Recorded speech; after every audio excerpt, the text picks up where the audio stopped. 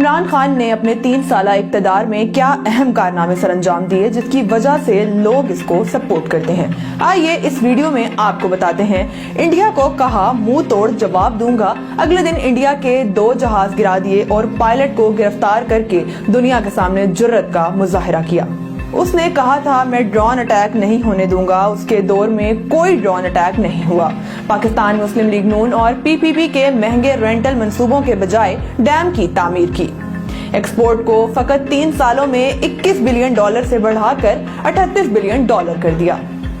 اسلام phobia اور نبی پاک کی شان میں گستاخانہ خاکوں پر یورپ اور مغرب میں ایک مضبوط موقف اپنایا، حجاب کی پابندی پر بات کی، نبی پاک سے بے لوث محبت ہر مقام پر ظاہر کی، مودی کو دنیا کے سامنے ہٹلر کے جانشین کے طور پر پیش کیا اور کلبھوشن کو دنیا میں دہشت گردی کی علامت کے طور پر پیش کیا۔ ریکارڈنگ میں ضائع کیے گئے $11 بلین جرمانے کو $9 ارب انویسٹمنٹ میں تبدیل کروا کے ملک اور قوم کی خدمت کی۔ PIA کو خسارے سے نکال کر منافع کی طرف گامزن کیا۔ ٹیکسٹائل کی تباہال انڈسٹری کو بہتر کیا، ایکسپورٹ کو $20 ارب تک لے کر گیا جو کہ گزشتہ حکومتوں میں فقط 9 سے 10 ارب تک محدود ہو کر رہ گئی تھی۔ Billion trees tsunami project launch کیا جسے عالمی سطح پر بے پناہ پذیرائی ملی، جس کے تحت 2 بلین درخت لگائے جا چکے ہیں، جس نے عالمی سطح پر کلائمیٹ تبدیلی میں اہم کردار ادا کیا۔ کئی سالوں بعد کسان دوست پالیسی کی وجہ سے گندم، چاول، کپاس اور گنے کی شاندار فصلیں ملی جو کہ گزشتہ ادوار میں بہت کم ہو چکی تھی۔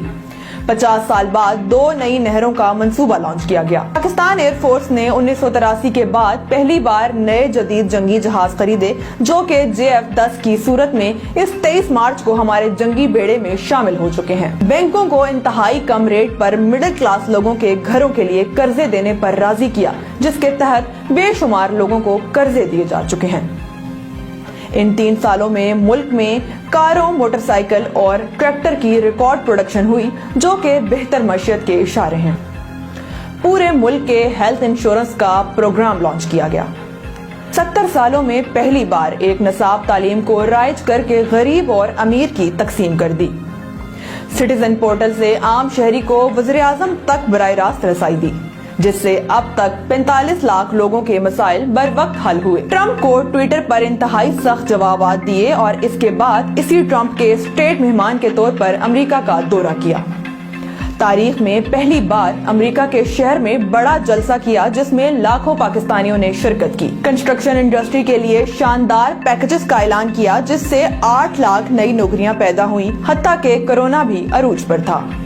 امریکہ افغانستان کی جنگ کا بہترین خاتمہ کیا، غیر ملکی زر مبادلہ کو $19 بلین سے بڑھا کر $31 بلین تک لے گیا۔ ملکی خود مختاری کا سودا ہرگز نہ کیا اور عالمی طاقت کو ایبسولوٹلی ناٹ کہا، جہاں ہمارے سابق حکمران فقط ایک فون کال پر لیٹ جایا کرتے تھے۔